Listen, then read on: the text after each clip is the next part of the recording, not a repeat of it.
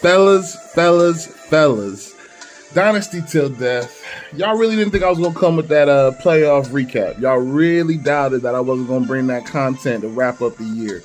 I'm gonna take it as disrespect, but I'm gonna keep it moving.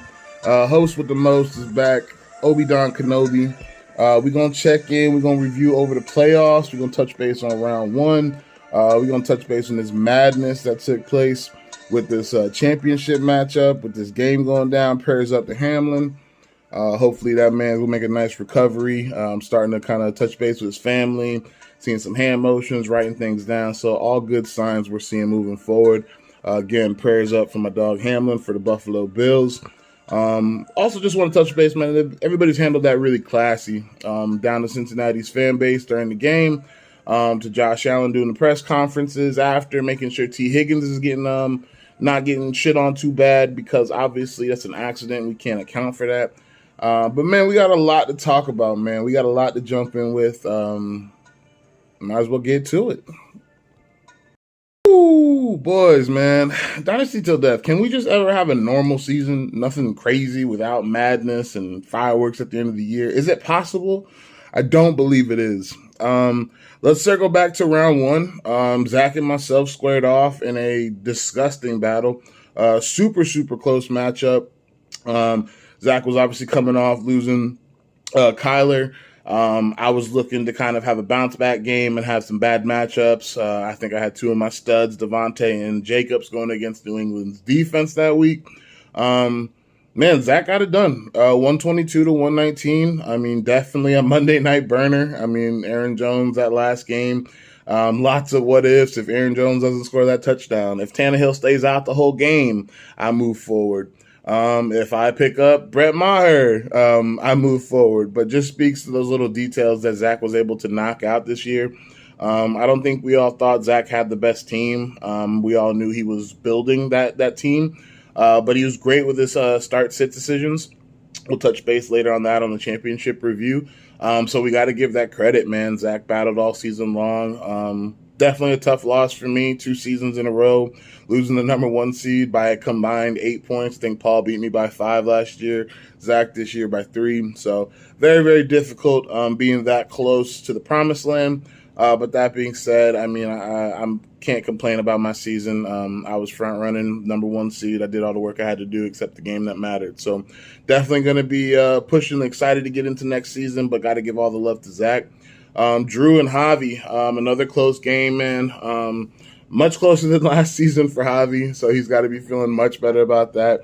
Game actually came down to the final play for that Tampa Bay game, and they were on the goal line, and Tom, I believe, threw a touchdown pass to Russell Gage, and if that would have went to Mike Evans, Javi would have been in the championship round. So again, man, both matchups, I don't think any team can really feel that bad about losing as far as me and Javi. We were right there, man. We had a hell of a season. We led our divisions all season long.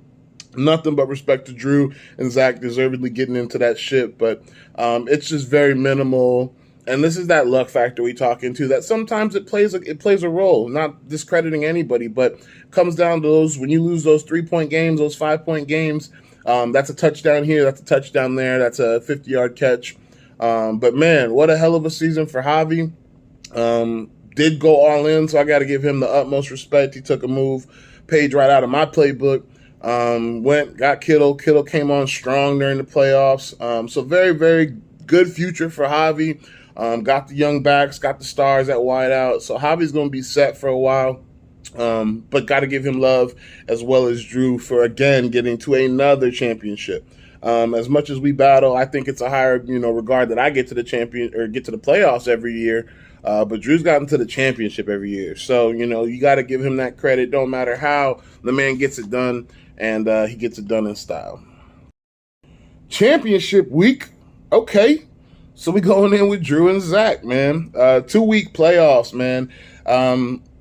It's very interesting with the 2-week playoffs, because obviously in 1 week anything could happen. We don't want a championship decided by that. But here we are having some drama this year with the 2-week playoff championship.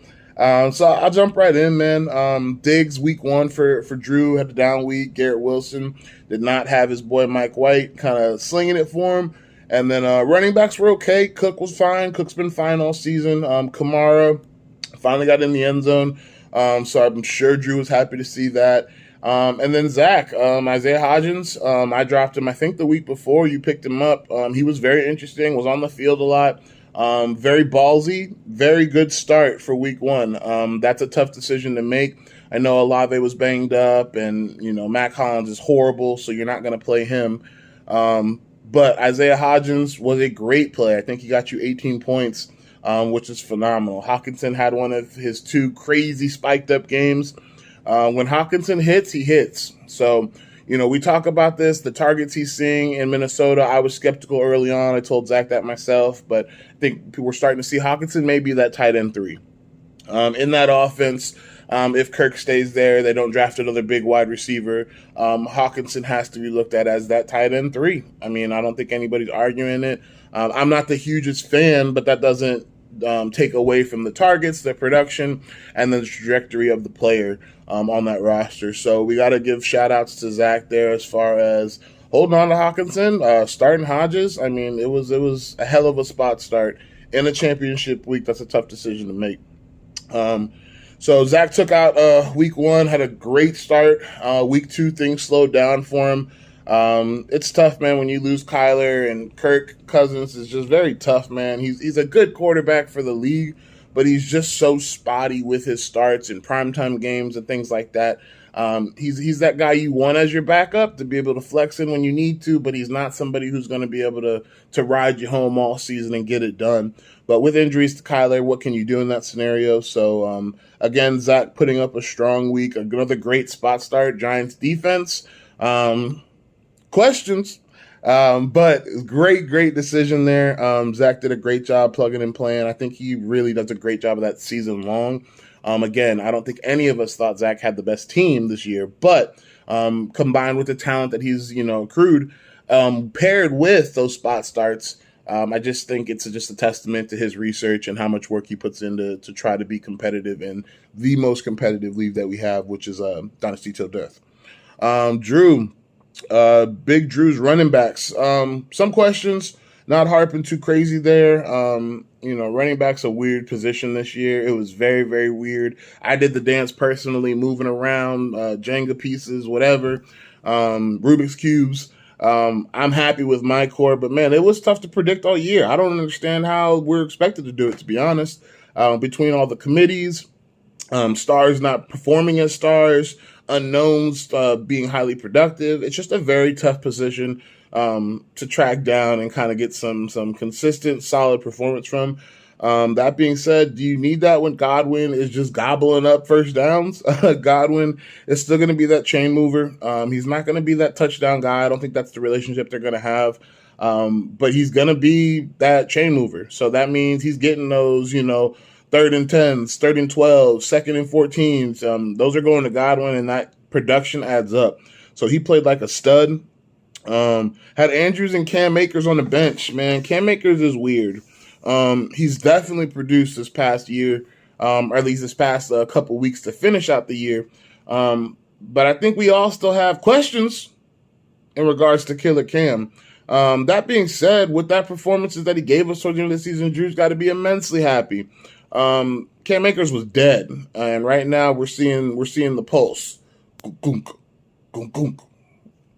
Little bit of pulse from Cam Akers. So I'm again in the hunt for always the constant hunt for young running backs. It's always good to see somebody come back on the rise there. Mark Andrews did finally come back to form. Had a very big week. I believe he had 100 yards on something like 7 to 8 catches. Don't quote me on that. But a big week from Mark Andrews. It's tough, man. This week 2 was crazy. Week 2 was crazy. And I'll give you the final push and final finishing touches here next. It's a draw, people. It's a draw. Again, we had Diggs playing on Monday night. I think he needed to drop 24 points, which is very possible with Diggs, especially when you got the Stallion throwing the ball. It's Josh Allen, in case you ain't know. It's my quarterback. So it was very possible, man. It was very close. This kind of froze up the whole fantasy landscape, to be honest with you. A lot of teams had to kind of pivot and get some new ideas and kind of, I know I was searching Twitter for every possible good outcome of way people were handling this. In my opinion, I think both teams and owners are going to be disappointed that it's not the official championship, their own. Nobody else is tied to it. But that check still cashes, you feel me? So money in the bank has got to make them feel good about it. And I think, again, in this situation, nobody would be happy splitting a title and not having it as their own. It's a very weird situation. But that being said, Zach and Drew did a great job this year, and that needs to be recognized, and I'm glad they came to terms, and the league kind of felt that those were the terms they should have came to just kind of keep shit moving and keep it pushing. They were in the championship for a reason. They were battling. It's another year where Javi and I would have done very well in the championship, to where there wouldn't have been any questions if we made it there, but we ain't make it there. We didn't, Javi, and it sucks. But there's always next year. But that being said, man, yeah, it's a chop pot there, and these boys deserve it, man. They deserve something for their time. I don't think either one of them needed to come out in any type of way as a L because of their season and how well they performed. Lots of questions moving forward for the season. We will be doing some team breakdowns. We will be doing some draft breakdowns. We've been doing some prospect breakdowns. It's going to be very, very interesting. We got a long way to go until trades open up for this league. So that being said, people need to start on their scouting, start looking at some prospects, start looking at some moves, the molds of the league, and where things are trending. Every year, I'm a believer that the trend of how you got to be successful this year is going to be different than the next. So looking at what tools we need to recalibrate and retool at to do that starts now. So, fellas, sorry for the delay, but it was worth the wait, all right? Obi-Wan Kenobi, the one and only Dynasty Till Death Championship. Big ups, Drew and Zach. Nothing but respect and salute y'all, boys. But we coming. League coming. Expected to be even more competitive next year. We got Paul Wall coming in. We got Justin gonna get healthy. We got Jeff with a triple G. All these first round picks, they adding up, Jeff. They adding up. So you supposed to be on the way, sir. So just excited to see the landscape of the league next year and all the competitiveness. And for the league recaps, this is going to be the end of the league recaps for this season, Dynasty Till Death 2022. But we coming back like we never left, baby. We're going to have some more content coming. I appreciate y'all boys for being patient. And again, boy, Obi-Wan Kenobi signing off. Happy New Year, and y'all boys get it.